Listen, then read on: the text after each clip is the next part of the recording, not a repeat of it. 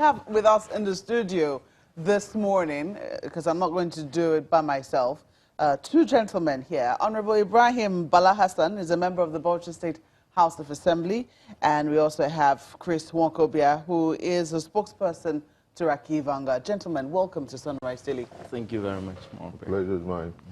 Well, you have watched, perhaps from afar, I should say, as neither of you are members of the National Assembly, either as currently or in elected position. But I'm sure you're watching with keen interest what's been happening and the politics that has been playing out. Can you give us your immediate impressions? Let me start with you, Honorable Hassan.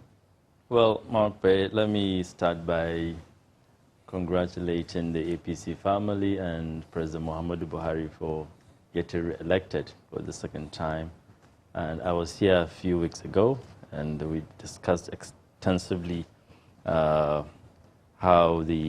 expectations of the upcoming general elections. And we thank God the president won, and the party also has a majority of the members. But as a politician, politics is all about discussions, listening to people, and also coming to terms and using diplomacy to agree on certain issues. But you have to disagree to agree. So in the case of the issues of the upcoming elections of the National Assembly, there has to be series of discussions, there has to be series of disagreements.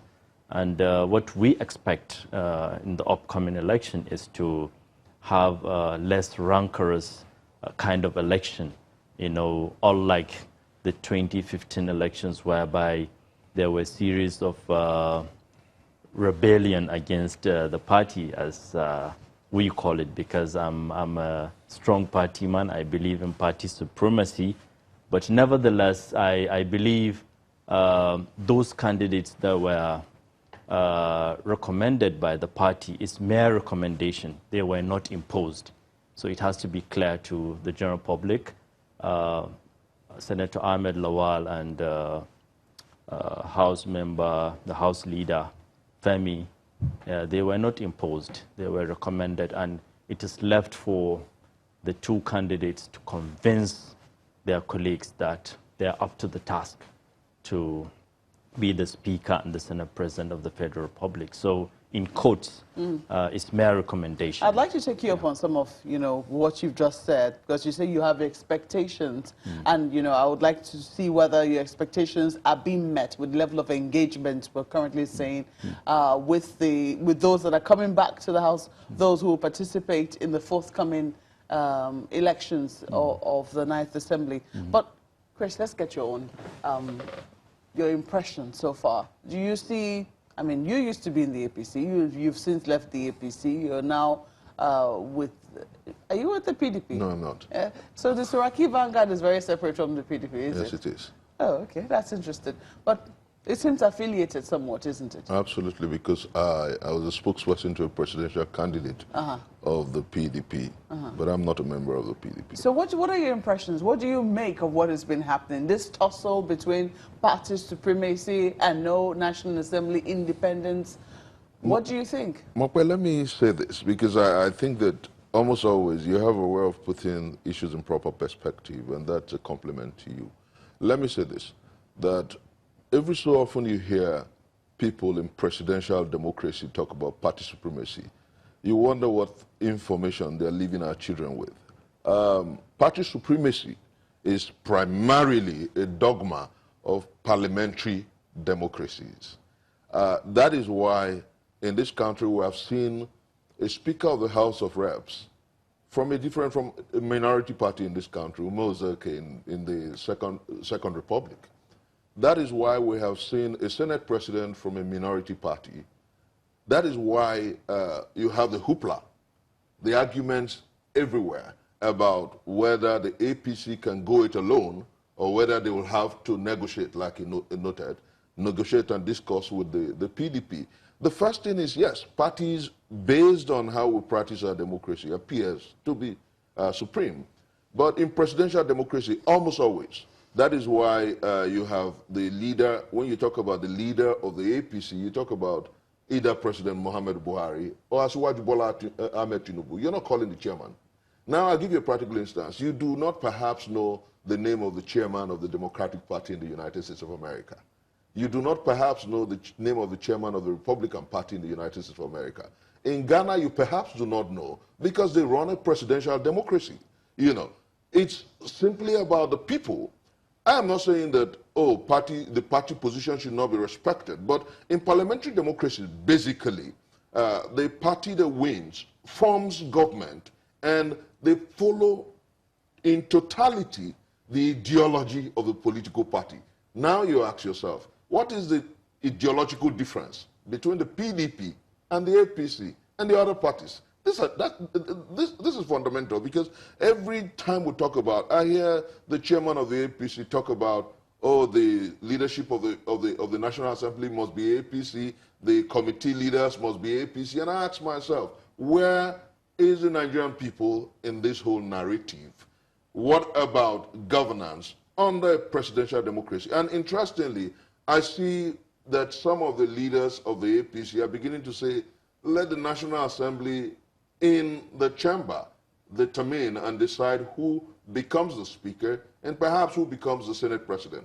I am not throwing away the fact that, oh, the party has policies and programmatics that it needs the speaker and the National Assembly, the president of the National Assembly, who is the president of the Senate, to push. But I'm saying that the grandstanding, I'm saying that the headmaster pupil proclamations of the party chairman of the APC, I'm saying that the nuances and the body language of the APC does not run in tandem with the normative of presidential democracy. If you go to America, because every time you hear them, they say, oh, the opposition cannot form, cannot get the speaker. It's not true. You must get into proper negotiation with the other parties. You must understand that in the chamber, what you have are representatives of the people. And the representatives of the people must decide who becomes the speaker or the president of the Senate. So I think that we must a bit downplay this thing about party supremacy when we're talking about presidential democracy. Well, I do know that only recently I did have a conversation with the chairman of the All Progressives Congress, Adams Oshomale, and you know, when you talk about the role of the Nigerian people, he claims that the Nigerian people voted massively for the APC. That's why President Muhammadu Buhari was re-elected. He also claims that you know, that's the reason why they have majority of members in the National Assembly, so that the president can, you know, can carry out, you know, the programs and policies. You know, that's what he believes. He believes that the APC was voted massively so that they have no excuse not to be able to carry out their manifesto. They will need all three arms of government to be able to do that, majorly those whom they elected in power in the executive and the legislature. What do you say to that? Let me say first that every time I hear the chairman of the APC talk, I wonder whether he has this principle on pupil disposition on every issue. I say this, they've always blamed everybody, inclusive of the National Assembly, for their failures, and they forget that sizably the buck stops at the president's table.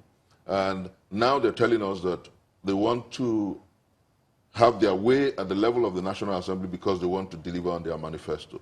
There's several things they left undone in 2015. They've left undone until now. And I wonder how that will work. But let me say this, that the party called the All Progressive Congress must understand that a highly progressive world expects more than this politics and the gerrymandering that we see in the political space. The party must understand that the people expect nothing. What is the gerrymandering you're referring to? They dance around issues, propaganda, partisan obscurantism, you know what is in the public space. We saw it, you know, believing that you can just go into the National Assembly and then get the people you want to be elected. But don't forget that inside the hallowed chambers, they are friends. They understand themselves. They deal with themselves as friends and quote and unquote, mark my words, partners in progress. Now, When they get there, they will decide who is best to lead as Speaker. When they get there, they will decide who is best to lead as the Senate President.